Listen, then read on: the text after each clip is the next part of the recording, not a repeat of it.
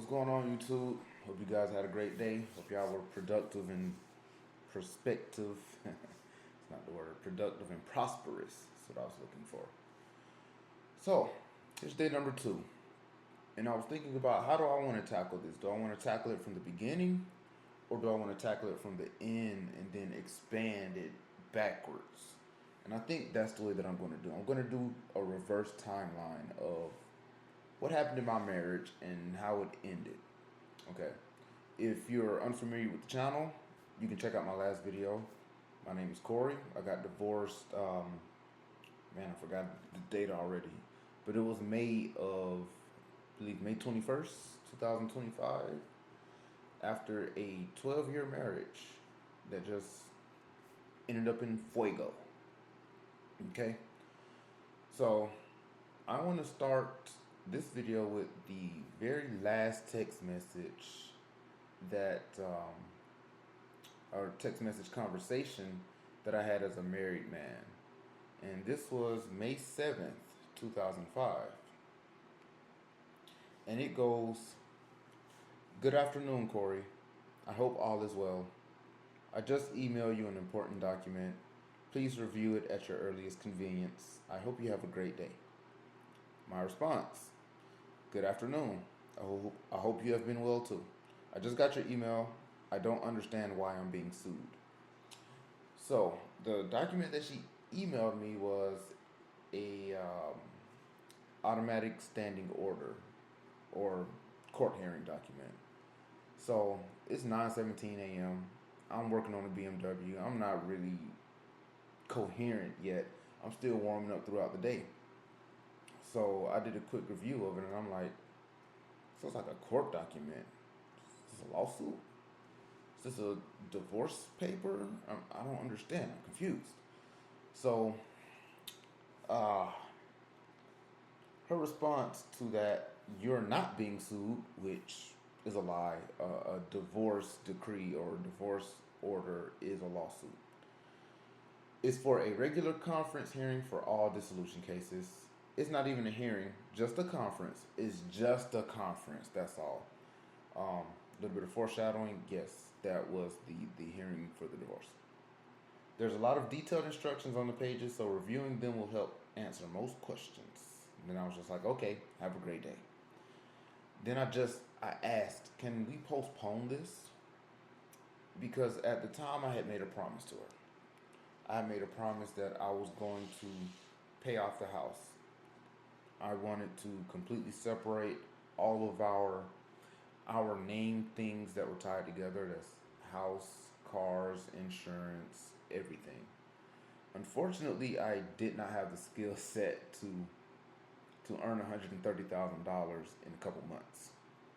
Um, Now I probably can, given enough work and enough clients and a customer base, but I'm still a young business owner and I'm still really getting the hang of running a business and serving people in that manner. But to be honest, I was still willing to fight for my family. I wanted it to I wanted it to work. I really did.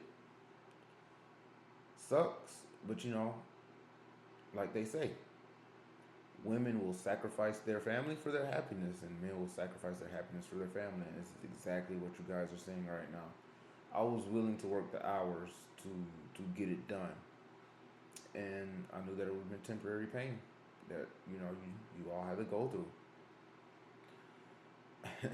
Somebody had a funny skit. I might tie it in here if I can find it. And he goes something along the lines of, when a woman starts talking to you in like a corporate manner, she don't love you. And that's exactly what started happening.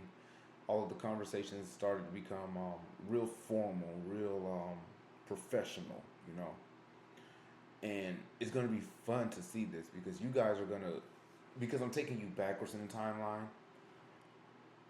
The way that she's talking to me in this text message, you guys are gonna see the stark difference between this and how she talked to me when we first started dating and got together. But back to the text message here. I don't even remember how I felt or what I was thinking at the time. At first, I was kind of disappointed because that was the last thing that I had to fight for. I wanted to hold on to it because that was the driving force behind me starting my business and starting to develop into the man that I am today. Because I wanted to fight for something for one last time. But, you know, women will not care. When they stop caring, they just don't care, bro. You could get hit by a truck. It don't matter. Um, I have not heard any updates from her since. We've actually probably stopped talking like that for about a year before.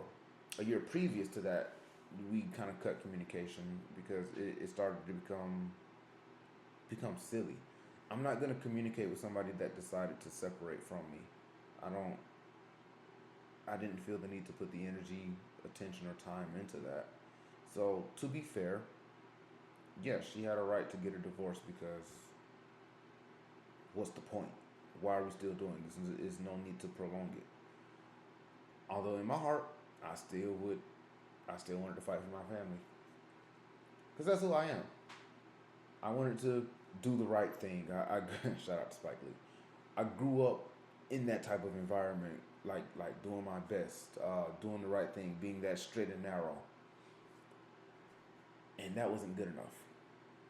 In my mind, that wasn't good enough, and I guess in her mind, the performance quality had decreased.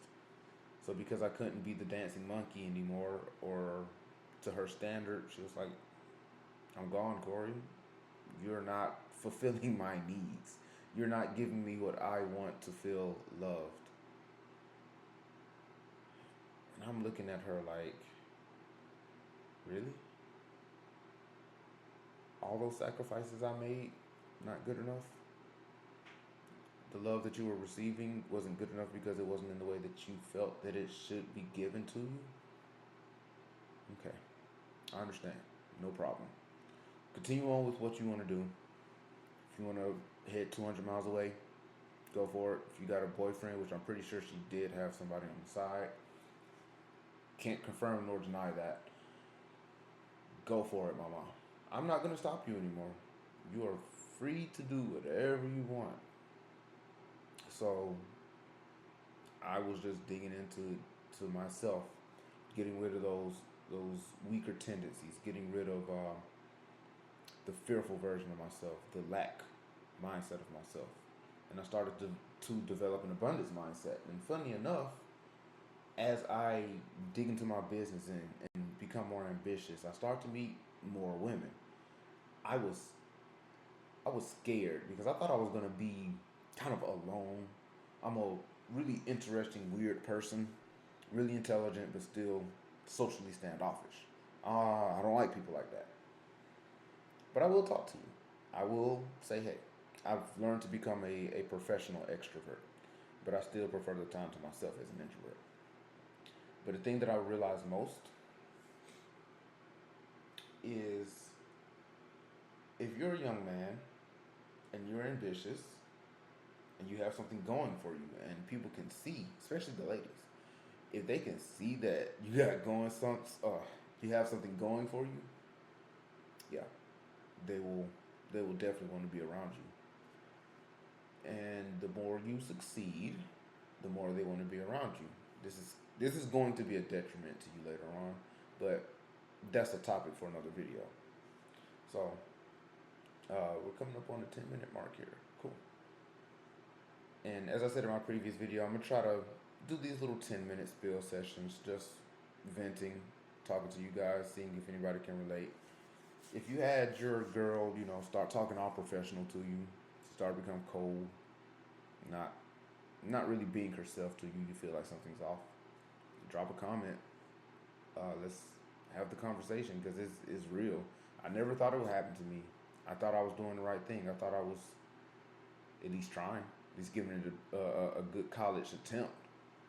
But hey, we all can't win out here. So I will see you guys in the next video, and had to think of what happened before that text message so I can continue the timeline.